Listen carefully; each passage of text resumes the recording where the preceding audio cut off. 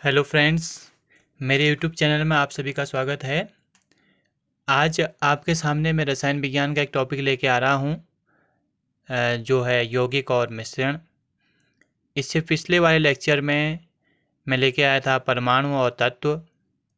तो जो ये परमाणु, तत्व, यौगिक और मिश्रण से संबंधित जो भी टॉपिक्स हैं, ये बेसिक कंसेप्ट हैं रसायन विज्ञान के। और हम किसी भी कॉम्पिटिटिव एग्ज़ाम्स की अगर तैयारी कर रहे हैं, चाहे वो नीट एग्ज़ाम्स की तैयारी कर रहे हों, चाहे वो हम AI-EEE का कोई एग्ज़ाम की तैयारी कर रहा हूँ, चाहे हम UPSC के किसी एग्ज़ाम की तैयारी कर रहे हों, या फिर ग्रुप सी के कोई एग्ज़ाम्स हैं, या यूटेट और सीटेट के एग्ज़ाम्स हैं, तो किसी भी एग्ज़ाम्स की दृष्टि से काफ़ी महत्वपूर्ण टॉपिक हैं। और मुझे पूर्ण विश्वास है कि अगर आप इस वीडियो को अंत तक देखते हैं या पिछले लेक्चर को भी आपने देखा है, तो आपको यौगिक, मिश्रण, परमाणु और तत्व से संबंधित जो भी कॉन्सेप्ट है, इससे जो भी आने वाले क्वेश्चंस हैं, उनको आप ज़रूर ही एग्ज़ाम में के क्रैक कर पाएंगे। और अगर अभी तक आपने मेरे यूट्यूब चैनल को सब्सक्राइब नहीं किया है, तो प्लीज़ आप इसको सब्सक्राइब ज़रूर करें और लाइक करें और शेयर भी करें। अंत में बेल आइकन दबाना ना भूलें, जिससे कि आने वाले जो वीडियोज़ होते हैं, उनका नोटिफिकेशन आपको तुरंत मिल सके। तो आइए शुरू करते हैं आज का टॉपिक, यौगिक। देखिए, परमाणु के बारे में जब हमने पढ़ा था कि परमाणु इलेक्ट्रॉन, प्रोटॉन, न्यूट्रॉन से बना होता है, और उसके बारे में और इम्पोर्टेंट चीज़ पढ़ी, परमाणु उदासीन होता है। नाभिक में कौन से कण होते हैं? प्रोटॉन और न्यूट्रॉन होते हैं। नाभिक कैसा होता है? नाभिक धनावेशित होता है। परमाणु उदासीन क्यों होता है? क्योंकि जितने प्रोटॉन होते हैं परमाणु में, उतने इलेक्ट्रॉन होते हैं। अगर प्रोटॉन पर धनावेश होता है और इलेक्ट्रॉन पर ऋणावेश होता है, और माइनस और प्लस की वजह से माइनस माइनस प्लस जो है कैंसिल हो जाते हैं, इसलिए परमाणु उदासीन होता है। स्वतंत्र अवस्था में परमाणु नहीं रह सकता। ये सब चीज़ें हमने परमाणु के बारे में कुछ रिलेटेड जो चीज़ें थी वो पढ़ी थी। उसी से जुड़ा हुआ टॉपिक है यौगिक। देखिए, यौगिक क्या होता है? जब दो या दो से अधिक तत्व जो होते हैं रासायनिक संयोजन द्वारा जुड़ते हैं और एक निश्चित अनुपात में जोड़ते हैं। अब ये रासायनिक संयोजन कैसे होगा? उनके बीच रासायनिक संयोजन होगा, उनका जो परमाणु क्रमांक होगा, उस परमाणु क्रमांक के आधार पर उनकी अपनी संयोजकता निकलती है, उनकी संयोजकता होती है। संयोजकता क्या होती है कि वो कि जिस तत्व का जो परमाणु क्रमांक है, उसकी बाहरी कक्षा में 8 इलेक्ट्रॉन अगर हो जाते हैं तो वो अक्रिय हो जाता है। अगर 8 इलेक्ट्रॉन नहीं है उसकी बाहरी कक्षा में, तो वो 8 इलेक्ट्रॉन पूरा करने के लिए या तो इलेक्ट्रॉनों को किसी को देता है या इलेक्ट्रॉन किसी से लेता है। उसी के आधार पर उसकी संयोजकता डिसाइड होती है, और उसी संयोजकता के आधार पर वो दूसरे एटम के साथ, दूसरे यौगिक के साथ दूसरे तत्व के साथ जुड़ता है। तो इसमें स्पष्ट मैंने बता रखा है कि दो तत्व अपनी बाहरी कक्षा में 8 इलेक्ट्रॉन पूरे करने के लिए इलेक्ट्रॉनों की साझेदारी करते हैं। जैसे एग्जाम्पल्स यहाँ पर लिया था CO2 का। C का जो परमाणु क्रमांक है 6 है, ऑक्सीजन का परमाणु क्रमांक 8 है, और C का इलेक्ट्रॉनिक विन्यास निकलेगा 2 और 4, O का इलेक्ट्रॉनिक विन्यास निकल जाएगा 2 और 6। तो देखिए, कार्बन की बाहरी कक्षा में 4 इलेक्ट्रॉन है, इसको यहाँ पर 8 करने के लिए 4 की जरूरत है। और ऑक्सीजन की बाहरी कक्षा में 6 इलेक्ट्रॉन है, इसको जो है पूरा करने के लिए, 8 इलेक्ट्रॉन पूरा करने के लिए 2 की जरूरत है। अब इसलिए ये क्या करते हैं? देखिए, यहाँ पर इन्होंने क्या किया, मैंने यहाँ पर एक डायग्राम के द्वारा समझाने की कोशिश की है। तत्व के बाहरी कक्षा में इलेक्ट्रॉनों को प्रतीकों की सहायता से प्रदर्शित किया गया है, और ये अगर जब हम किसी तत्व के बाहरी कक्षा के इलेक्ट्रॉनों को उसके प्रतीकों द्वारा हम प्रदर्शित करते हैं, तो उसको इलेक्ट्रॉन बिंदु संरचना भी कहते हैं। जैसे कार्बन 6 है, उसके परमाणु क्रमांक हो गया 2 और 4। देखिए, बाहरी कक्षा में कितने हैं? 4 इलेक्ट्रॉन हैं। तो C के जो बाहरी कक्षा के इलेक्ट्रॉन हैं, उनको मैं स्टार से, इसीलिए मैंने लिखा प्रतीक की सहायता से दिखाना।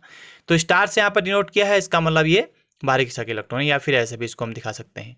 सेम केसेस क्या होगा? ऑक्सीजन के लिए भी होगा। देखिए, ऑक्सीजन की बाहरी कक्षा में 6 इलेक्ट्रॉन है, तो हमने ऑक्सीजन के बाहर जो है 6 स्टार बना दिए हैं, या हम इसको ऐसे भी बना सकते हैं, अलग कलर से भी बना सकते हैं, ताकि हमको कार्बन और ऑक्सीजन के स्टार जो अलग दिखाई दें। ठीक हो गया। अब जब क्या होता है, कार्बन को बाहरी कक्षा में इलेक्ट्रॉन 8 पूरा करने के लिए 4 की जरूरत थी। देखिए, कार्बन के बाहरी कक्षा के इलेक्ट्रॉन ये नीले कलर से यहाँ पर दिखाया गया है, और जो ऑक्सीजन के बाहरी कक्षा के इलेक्ट्रॉन है वो ग्रीन कलर से मैंने दिखाए हैं। ठीक हो गया। ऑक्सीजन को कितने की जरूरत थी, 2 की। अब देखो इसीलिए कार्बन को 4 की जब जरूरत थी, ऑक्सीजन के 2 आइटम इसके साथ जुड़ गए। एक का ऑक्सीजन को इसने यहाँ से पकड़ लिया, एक ऑक्सीजन को इसने यहाँ से पकड़ लिया। अब इस ऑक्सीजन से क्या लिया इसने, अपने 2 इलेक्ट्रॉनों की साझेदारी उसके साथ कर दी। उसने कहा ये साझेदारी हो गई हमारी, ये 2 इलेक्ट्रॉन तेरे काम भी आएंगे, ये 2 इलेक्ट्रॉन मेरे काम भी आएंगे। तो यहाँ पर क्या हुआ, 2 इलेक्ट्रॉन कार्बन के और 2 इलेक्ट्रॉन ऑक्सीजन के बीच की जो है इलेक्ट्रॉनों की साझेदारी हो गई है। अब अगर हम इस ऑक्सीजन के एटम के बाहरी कक्षा के इलेक्ट्रॉन गिनते हैं तो 1 2 3 4 5 6 7 8 हो गए। ठीक हो गया। अब इधर से कार्बन ने क्या किया, इस ऑक्सीजन के साथ साझेदारी कर ली भाई, 2 इलेक्ट्रॉन इसके यहाँ से यहाँ जुड़ गए हैं ऑक्सीजन के साथ। और इस ऑक्सीजन के हम गिनते हैं तो 1 2 3 4 5 6 7 8, इस ऑक्सीजन के भी 8 हैं। अब कार्बन के अगर गिनते हैं देखिए तो कार्बन के क्या हो गए, 1 2 3 4 5 6 7 8, कार्बन के भी 8 हो गए। तो इन इलेक्ट्रॉनों की साझेदारी से क्या है, ये ऑक्सीजन, 2 ऑक्सीजन एक कार्बन के साथ जुड़ गए। अब ये अलग नहीं हो सकते क्योंकि इनने एक क्या बनने, आपस में इलेक्ट्रॉनों की साझेदारी कर ली। यही होता है जब 2 या 2 से अधिक तत्व जो है रासायनिक संयोजन से आपस में जुड़ते हैं। यही हमने यौगिक की परिभाषा पढ़ी थी, रासायनिक संयोजन यही हुआ। तो और इनके बीच का अनुपात निश्चित होता है। देखिए सी के साथ 2 ही ऑक्सीजन जुड़ते हैं, तीसरा ऑक्सीजन को आने की जरूरत ही नहीं है, कहीं से तीसरा ऑक्सीजन के लिए कोई जगह ही नहीं है। और ना ही कार्बन उससे कहीं से कहीं तक जुड़ सकता है, क्योंकि कार्बन की बाहरी कक्षा का इलेक्ट्रॉन जितने थे उनने साझेदारी कर ली है। अब कोई इलेक्ट्रॉन ऐसा बचा नहीं जो किसी उसके साथ साझेदारी करे। इसीलिए CO2 का जो यौगिक होगा उसमें C और O के बीच जो है अनुपात 1:2 होगा। कितना होगा, 1:2 होगा। अब देखिए CO2 एक यौगिक है, C और O के बीच जो है 4 सहसंयोजक बंध हैं। क्यों, ये सहसंयोजक बंध कहलाता है जब दोनों तत्वों के इलेक्ट्रॉन जो आपस में साझेदारी करते हैं तो उनसे जो बंध बनता है, बॉन्ड बनता है, उसे सहसंयोजक बंध कहते हैं। क्या, जब 2 तत्वों के बीच इलेक्ट्रॉनों की साझेदारी से बनता है। तो सहसंयोजक बंध भी हमारा यहाँ पर क्लियर हो गया। देखिए इस C और O के बीच 2 इलेक्ट्रॉन यहाँ पर साझेदारी कर रहे हैं, 2 इलेक्ट्रॉन यहाँ पर साझेदारी कर रहे हैं। 2 इलेक्ट्रॉनों की साझेदारी से बनता है एक बंध। अब यहाँ पर कुल इलेक्ट्रॉन कितने हैं, 4 इलेक्ट्रॉनों की साझेदारी हो रही है, इसका मतलब 2 बंध बनेंगे, 2 बंध बन गए C और O के बीच। इधर और C और O के बीच भी 4 इलेक्ट्रॉनों की साझेदारी हो रही है, इसलिए C और O के बीच 4 बॉन्ड यहाँ भी बन गए। ठीक हो गया। तो ये हुआ हमारा यौगिक। तो यौगिक में क्या होता है कि यौगिक 2 या 2 से अधिक तत्वों से मिलकर बनता है, रासायनिक संयोजन द्वारा बनता है, और उनके बीच का जो अनुपात होता है वो फिक्स होता है, निश्चित होता है। उसके अलावा हमें फिर क्या पढ़ना है, यौगिक और मिश्रण में अंतर। अब यौगिक और मिश्रण में क्या अंतर होता है, देखिए इसके लिए हमने एक एक्टिविटीज यहाँ पर करी है। हम क्या करते हैं, देखिए लोहे का चूर्ण ले लेते हैं, लोहे का बुरादा ले लेते हैं, और सल्फर का भी चूर्ण लेते हैं। सल्फर पीले कलर का होता है, ठीक हो गया, सल्फर पीले कलर का होता है, और हमने लोहे का भी चूर्ण ले लिया है। अब उसके बाद हमने क्या करना है, दोनों को मिक्स कर दिया, सल्फर का चूर्ण और लोहे के चूर्ण को आपस में मिला दिया, प्लस लिखा हुआ है, ये मिश्रण प्राप्त हो गया हमको। अब उसके बाद हमने क्या किया, 2 प्लेट लेनी है। एक प्लेट में हमने क्या करना है, सल्फर और Fe के चूर्ण को ले लिया इस एक प्लेट में, और दूसरी प्लेट में भी उसी चूर्ण को ले लिया, यानी 2 अलग प्लेटों में हमने इस मिश्रण को ले लिया। अब नेक्स्ट में हम क्या करेंगे, देखिए नेक्स्ट में हमने जो अलग प्लेटें ली थी, पहली प्लेट को हमने क्या कर दिया, A नाम दे दिया, दूसरी प्लेट का नाम हमने B रख दिया है। ठीक हो गया, यानी जो पहली प्लेट थी उसका नाम हमने क्या रख दिया, A, और दूसरी प्लेट का नाम हमने क्या रख दिया, B रख दिया है। अब पहली प्लेट में Fe+S लिया, दूसरे में भी वही लिया है। पहली प्लेट में तो हमने कुछ नहीं किया, उसको वैसे ही रहने दिया। दूसरी प्लेट में हमने नीचे एक लैंप जला दिया, यानी लोहे के चूर्ण और सल्फर के चूर्ण को हमने आपस में गर्म कर दिया। गर्म करने से क्या होता है, इन दोनों के बीच रिएक्शन होती है, और जिसकी वजह से FeS बन जाता है। देखिए यहाँ मैंने Fe और प्लस S लिखा है, इसका मतलब ये अभी मिश्रण है, लेकिन आपस में मिक्स नहीं, मिले घुले हुए नहीं है। ये FeS बना, ये केवल काले रंग का पदार्थ दिखा, ये केवल काले रंग का है, बिल्कुल इसका रंग बिल्कुल काला होता है, क्योंकि ये कंपाउंड बन गया गर्म करने से, इसको गर्म किया था। अब देखो दोनों के बीच अंतर करते हैं, पहले वाली प्लेट और दूसरी वाली प्लेट का जो कंपाउंड बना है FeS, उसके बीच पहले वाले कलर में हमको पीले पाउडर के साथ लोहे के कण दिखाई देते हैं, क्योंकि पीला पाउडर सल्फर का हो गया, लोहे के कण, क्योंकि आपस में मिक्स तो मतलब मिश्रण हुआ है इनका, लेकिन आपस में एक दूसरे के बीच इन्होंने रिएक्शन नहीं किया, केमिकल रिएक्शन नहीं करी, रासायनिक संयोजन नहीं करा है। इसने रासायनिक संयोजन कर लिया यहाँ पर, इसलिए काले रंग का दिख रहा है। ठीक हो गया, यानी प्लेट B काले रंग की दिखाई दे रही है, काले रंग का पदार्थ दिखा है, पहले वाले प्लेट में पीले पाउडर के साथ लोहे का चूर्ण दिखाई दे रहा है। अब पहले वाली प्लेट के साथ दूसरी चीज क्या देखिए, लोहे का बुरादा चुंबक से चिपकता है। अब हम चुंबक ले गए इसके पास, तो जो लोहा इसमें था वो इसके कण चुंबक के साथ चिपकने लगे। जब उसी चुंबक को हम दूसरे वाले कंपाउंड दूसरी प्लेट में ले गए, तो उसमें चुंबक के साथ कोई कण चिपका ही नहीं, चुंबक से नहीं चिपकता कोई काला पदार्थ। अब क्या हुआ देखो, यहाँ पर लोहे ने अपना गुण ही खो दिया। लोहे का कण जो है चुंबक से चिपकने का था, तो FeS जब बना, कंपाउंड Fe के साथ H जुड़ गया, रासायनिक संयोजन हो गया, तो लोहे का अपना गुण खो गया, मिस हो गया उसका। अब अच्छा आगे हमने देखा, बहुत इंटरेस्टिंग है। आगे हम अगर आगे चलते हैं तो आगे हमने क्या किया, फिर पहली वाली प्लेट में हमने क्या किया, कार्बन डाइसल्फाइड डाल दिया। विलायक है ये, लिक्विड फॉर्म में है, अधिक मात्रा में विलायक, इसमें घुलेगा ये चीज। यानी लोहे और सल्फर के बुरादे को कार्बन डाइसल्फाइड में हमने घोल दिया, विलायक है इसमें डाल दिया। तो घोलने पर क्या होता है देखो, अब क्या होता है, और दूसरे वाले में भी घोला हमने, दूसरे के साथ भी CH2 डाल दिया, ब्लैक डाल दिया। अब पहले वाले चीज में क्या होता है, Fe व S के बुरादे में, यानी लोहा और सल्फर के बुरादे में से सल्फर का चूर्ण पहले कार्बन डाइसल्फाइड में घुल जाता है। यानी पहले जो सल्फर था, पीला कलर था, वो घुल गया था, हम देखा, उसको हिलाया और वो घुल गया। और उसके बाद हमने उस प्लेट को थोड़ी देर शांत छोड़ा, तो फिर से जो है हमको कार्बन डाइ ये जो सल्फर है फिर से दिखाई देने लगा, फिर से पीला, वैसे अलग से उसे कण दिखाई देने लग गई। यानी पहले घुला था कार्बन डाइसल्फाइड में, बाद में फिर वैसे दिखने लग गया थोड़ी देर बाद। दूसरे वाले में क्या हुआ देखो, जो फेरस सल्फाइड है, काले रंग में पदार्थ में कोई भी परिवर्तन नहीं हुआ। यानी सल्फर जो पहले घुलता था पीले रंग का, वो विलायक में वो घुला ही नहीं, उसमें कुछ अंतर ही नहीं आया। हमने जो कार्बन डाइसल्फाइड डाली थी इस FeS के विलयन में, तो उसमें कुछ अंतर नहीं आया, कोई परिवर्तन नहीं हुआ। इसका मतलब यहाँ पर लोहे और सल्फर ने दोनों ने अपने गुण खो दिए। सल्फर ने भी अपना गुण खो दिया, लोहे ने तो पहले चुंबक के साथ ही खो दिया था। फिर आगे देखिए, उसी को एक्टिविटी हम आगे करते हैं। अब आगे भी क्या करना चाह रहे हैं हम, क्योंकि ये क्या है, विज्ञान है, विज्ञान कभी रुकता नहीं है, वो एक चीज में एक एक्सपेरिमेंट करने के बाद उसके आगे बढ़ता है। यही खूबसूरती है विज्ञान की, कि एक एक्सपेरिमेंट करने के बाद उसको शांत नहीं होती है। विज्ञान का जो विद्यार्थी होता है वो अगला एक्सपेरिमेंट करता है कि अब क्या होगा।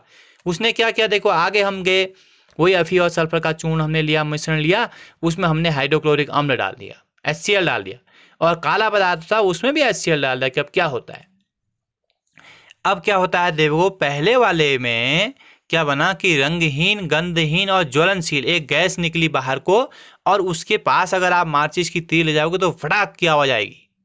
यानी वो आवाज करने के साथ जलती है, पट पट की आवाज करती है, जैसे पटाखे फटते हैं वैसी आवाज करती है। तो जैसे बच्चों की छोटी वो गन्स आती है, बच्चों के खेलने की दिवाली के समय जो होती है, वैसी उससे जो आवाज आती है उस टाइप की आवाज करती है गैस। ये हाइड्रोजन गैस हुई। हाइड्रोजन गैस रंगहीन होती है, गंधहीन होती है और ज्वलनशील होती है। ऐसे प्रॉपर्टीज भी आ गई इसके साथ आपकी, क्योंकि इसमें लोहा था, और लोहा कभी भी किसी अम्ल के साथ अभिक्रिया करता है। यानी धातु, लोहा क्या है, धातु, धातु जब कभी भी किसी अम्ल के साथ अभिक्रिया करती है तो हाइड्रोजन गैस निकलती है, हमेशा याद रखना। इसका मतलब पहले वाले मिश्रण में लोहे ने अपना गुण अभी तक नहीं बदला है। इसका मतलब लोहे और सल्फर के बीच खाली मिश्रण है, मिश्रण हुआ है, इसमें यौगिक नहीं बना है, कोई रासायनिक संयोजन नहीं हुआ है। और दूसरे वाले में देखिए क्या हुआ, दूसरे वाले में क्या हुआ, जो काले रंग का पदार्थ था, इसके साथ जब हमने HCl डाला था, हाइड्रोक्लोरिक अम्ल डाला था, तो सड़े अंडे जैसी गंदी वाली बदबू, सड़े अंडे से गंदी बदबू आती है वैसी गैस निकली, और उसकी जैसी बदबू निकलने लगी। वो बदबू किस गैस की थी, हाइड्रोजन सल्फाइड की गैस थी। ये भी एग्जाम में आता है, सड़े अंडे, हाइड्रोजन सल्फाइड की गंध कैसी होती है, सड़े अंडे की जैसी होती है। यहाँ पर हाइड्रोजन गैस क्यों निकली, क्योंकि FeS जो लोहा था, Fe था, उसने अपना गुण खो दिया है। Fe और S के साथ उसने रासायनिक संयोजन कर लिया, अब वो जो है आप एक यौगिक बन चुका है, वह अपने इस गुण को नहीं छोड़ सकता। ठीक हो गया। आगे देखिए, हमने मिश्रण और इन्हीं एक्सपेरिमेंट के आधार पर और यौगिक की परिभाषा पढ़ने के आधार पर हमने यौगिक और मिश्रण में अंतर किया है। यौगिक और मिश्रण में अंतर क्या होता है, ये देखिए, इसको हमने शॉर्ट फॉर्म में यहाँ पर लिखा है।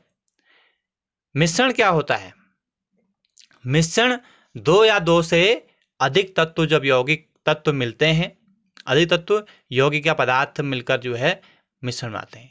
अधिक, दो या दो से अधिक तत्व भी मिल सकते हैं, दो या दो से अधिक यौगिक भी मिल सकते हैं, या पदार्थ भी मिला सकते हैं, वो सब मिश्रण बना देंगे। ठीक है, जैसे तेल और जल का मिश्रण है। यौगिक में क्या होगा, यौगिक में दो या दो से अधिक तत्व मिलेंगे, 2 या 2 से अधिक तत्व मिलेंगे, लेकिन रासायनिक रूप से जुड़कर यौगिक बनाते हैं। उनमें रासायनिक संयोजन होता है, जैसे CO2 था, हम इसे पढ़ चुके हैं पहले रासायनिक संयोजन। अब क्या है, देखो मिश्रण के संगठन परिवर्तनीय है। मिश्रण का जो संगठन है वो परिवर्तनीय है, यानी तेल और जल अगर आपने मिला दिया है तो उसमें आप तेल कम मिलाओ जल अधिक मिलाओ तब भी मिश्रण ही कहलाएगा, या तेल कम मिला दो जल बहुत अधिक मिला दो वो भी मिश्रण ही कहलाएगा। यानी इनका संगठन आप बदल सकते हो दोनों पदार्थों का। यहाँ पर क्या है, यौगिक का संगठन अपरिवर्तनीय है, यौगिक का संगठन आप नहीं बदल सकते हैं। CO2 है तो C में ऐसा नहीं है कि मैं C के जो परमाणु है, C का जो मॉलिक्यूल है यहाँ पर बढ़ा दूंगा और ऑक्सीजन का मॉलिक्यूल और बढ़ा दूंगा, ऐसा नहीं है। मुझे कार्बन और ऑक्सीजन के बीच कार्बन 1 एटम चाहिए तो ऑक्सीजन के 2 ही एटम चाहिए। इनका रासायनिक संगठन मैं नहीं बदल सकता। इसका मतलब यौगिक का संगठन अपरिवर्तनीय है जबकि मिश्रण का संगठन परिवर्तनीय है। फिर क्या है, मिश्रण जिन पदार्थों से मिलकर बना होता है उनके गुण दर्शाता है। यानी मिश्रण में जैसे तेल और जल का मिश्रण है तो आपको तेल के गुण, तेल ऊपर आ जाता है उसमें और जल नीचे बैठ जाता है, क्योंकि तेल हल्का होता है, जल भारी होता है। ठीक हो गया, तेल का घनत्व जो होता है कम होता है, जल का घनत्व उससे तेल से अधिक होता है। अब इसका मतलब क्या हुआ कि आप अलग कर सकते हैं ना, मिश्रण में तेल के गुण आपको अलग दिखाई देंगे, पानी के गुण, दोनों के गुण अलग अलग दिखते हैं आपको। जैसे इससे पहले और Fe+S में भी हुआ था, हाइड्रोजन क्लोराइड हमने डाली थी, HCl डाली था, तो HCl डालने से क्या हुआ कि उसमें हाइड्रोजन गैस बन गई थी FeS के मिश्रण में, Fe+S के मिश्रण में, लेकिन यहाँ नहीं बनी थी। यौगिक क्या होता है, जिन तत्वों से मिलकर बना होता है उनके गुणों से बिल्कुल अलग गुण दर्शाता है। देखो Fe और S से बना था तो FeS कंपाउंड बन गया था उससे, उसको Fe तो लोहे से चिपक, लोहा जो है चुंबक से चिपकता था, लेकिन जब हम चुंबक FeS के पास ले गए थे तो बिल्कुल भी लोहा उससे चिपक, वो FeS चिपक ही नहीं रहा, चुंबक ने अपना गुण खो दिया। अगले CH2 में सल्फर नहीं घुली तो वहां पर सल्फर ने अपना गुण भी खो दिया था। इसका मतलब यौगिक जिन तत्वों से मिलकर बना होता है उनके गुण जो होते हैं, उनके जो मूल गुण होते हैं, उन तत्वों के मूल गुण जो होते हैं वो बिल्कुल अलग होते हैं, वो उन गुणों से नया यौगिक के गुण बिल्कुल अलग होते हैं। फिर मिश्रण के घटकों को भौतिक विधि से अलग कर सकते हैं आप, तेल और पानी को जो है आप अलग पृथक्करण कीप से अलग कर लोगे, ठीक हो गया। लेकिन यौगिक के घटकों को भौतिक विधि से अलग नहीं कर सकते, इनको रासायनिक विधि से अलग कर सकता है। तो ये था मेरी एक कोशिश की मिश्रण और यौगिक को अलग अलग समझाने की। एक एक्सपेरिमेंट भी है, इस एक्सपेरिमेंट को जैसे ही विद्यालय खुलते हैं आपको ये एक्सपेरिमेंट स्कूल में कराया जाता है, वहाँ पर कराया जाता रहा है, कराया जाएगा, और काफ़ी मज़ा भी आप बच्चों को इसमें आएगा। और ये इस फ्लो चार्ट के माध्यम से भी मैं आपको समझ में आ गया होगा कि यौगिक और मिश्रण क्या होते हैं। अच्छे से इसको समझना है, हमेशा किसी भी एग्जाम में मिश्रण और यौगिक में जरूर क्वेश्चन आना है, मिश्रण यौगिक में एग्जाम आता है, और यौगिक के बारे में भी कहीं पर भी कन्फ्यूजन नहीं रखना है। मुझे आशा है कि आप लोगों को ये वीडियो अच्छी लगेगी और आपको ये समझ में आ गया। और कल हम एक नए टॉपिक के साथ मिलेंगे, तब तक के लिए थैंक यू, फिर मिलते हैं, ओके।